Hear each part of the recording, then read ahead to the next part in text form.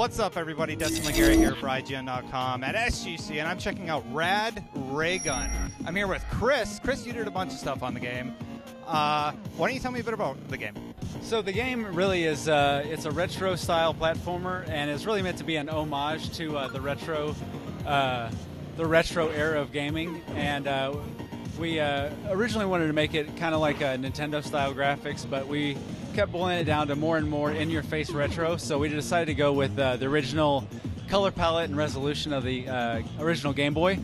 And I developed the game itself. I did the programming, and then my buddy did all the graphics and level design and story. So it's kind of crazy. It's kind of crazy that going backwards and making it look like a Game Boy really made it stand out on the floor here.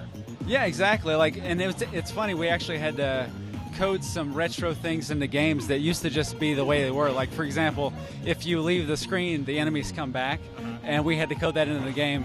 And it's funny to hear, common gamers or current gamers go, I just killed that enemy. Why'd he come back? And old school games like Ninja Gaiden, that's how how it played. So it was kind of interesting to build games with a retro look and feel. To actually have to code things that way. So. Okay, so one thing I did notice is that the music is freaking awesome. Why don't you tell me a bit about who did it? Awesome. Well, the soundtrack is done by Phantom MK. And Phantom MK. Is it Phantom MK or Phantom MK? We asked him, and he said Phantom MK, but I've heard both.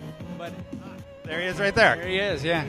And we reached out to him like he was our favorite chiptune artist, and we're like, there's not a chance in hell he's actually going to say yes. I'm secretly a huge fan of Phantom MK. There you go. So, and he said yes, so he did the soundtrack. He built 10 tracks for us, and just for this game alone, and we were like honored that he signed up for the project, so it was great.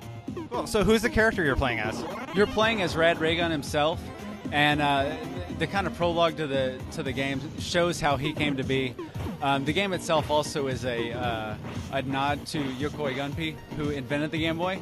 So Dr. Yokoi is in the game, and you're playing as like his little assistant, and you get fused with the Game Boy. So you're playing as a little Game Boy through the game, and your mission is to save the 80s from the communist robots. And it's fun. You go through all kinds of. It's kind of a nice history lesson. You visit all kinds of epic moments in the 80s history. Like right here, we're at the Berlin Wall, so we're going to defeat the Berlin Wall and save... Looks a little bit like the Contra Wall, too. That's right.